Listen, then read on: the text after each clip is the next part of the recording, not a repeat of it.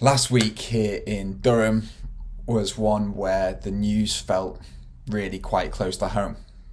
We had local elections which came with a big swing to the Reform Party. In celebrating that swing and Reform winning control of my local council, Mr. Farage said this.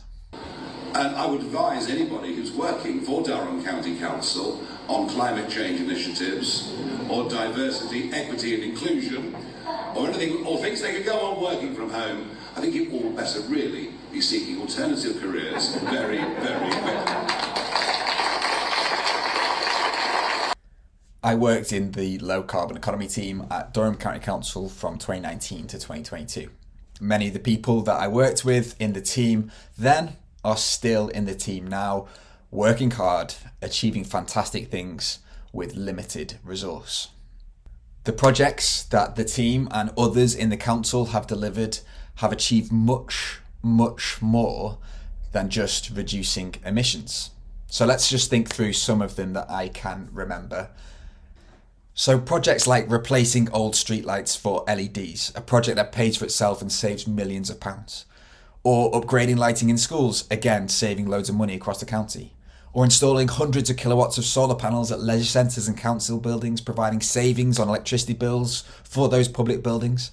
Some of those solar panel systems have been coupled with air source heat pumps, upgrading outdated systems and saving that little bit of money on their installation, improving air quality locally. The council's also completed major retrofits of entire villages like at Craghead, where multiple streets were upgraded with external wall insulation and heat pumps. The council's built a solar farm to help power its data centre, reducing the costs to run council services. They've built another solar farm to power a major depot that's home to gritters for the county, to maintenance teams, to first responders, to a waste transfer station and much more. And that solar farm powers heat pumps and electric vehicle chargers, facilitating low-cost heating and low-cost transport for the council. That team at the depot and teams across the council now operate hundreds of electric vans, powered in part by the solar power already installed at depots and council buildings, reducing the cost to operate a council fleet and to run council services, reducing the impact on air quality in every community that the council operates. They've even got an electric bin lorry that's so quiet you won't get woken up in time to put your bins out. Then there's the team that works on the BEEP project, the Business Energy Efficiency Project, that's helped advise and give grants to hundreds of small businesses around the county. Or there's the heat network that takes waste heat from wastewater from a coal mine to heat homes cheaply.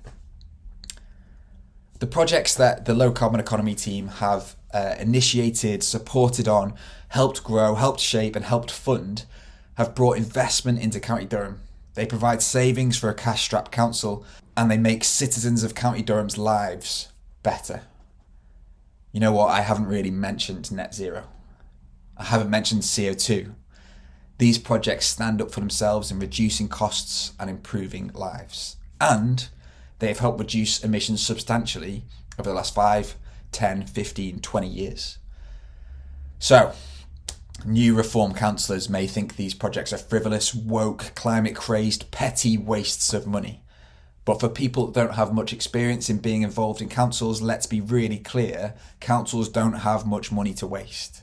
Things don't get funded without a business case that saves money and pays back in the short to medium term. And that is what the low carbon economy team at Durham County Council have done. They will have done many more projects that I don't know about that will be similar in their savings. So the team working on climate change initiatives, Mr. Farage, are talented, dedicated, driven, and they are value for money. They should be proud of what they achieve. They should be celebrated by people in Durham, and they should be encouraged by elected members. And you know what? Comments from Mr. Farage, like this one, and the rumblings you see online or the negative coverage in right-wing media about net zero is missing the point of what this transition can offer. So maybe we need to be on the front foot in how we communicate these things. Net zero means lower costs for my local council. Net zero means warmer homes for communities at risk of fuel poverty.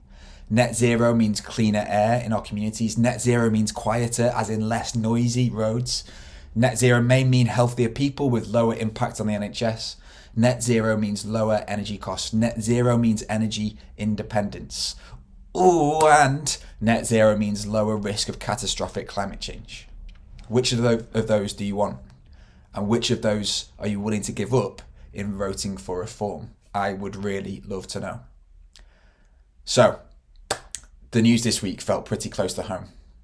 And in response, I will be standing up for my old colleagues and friends wherever I can in the coming weeks and months and years in County Durham.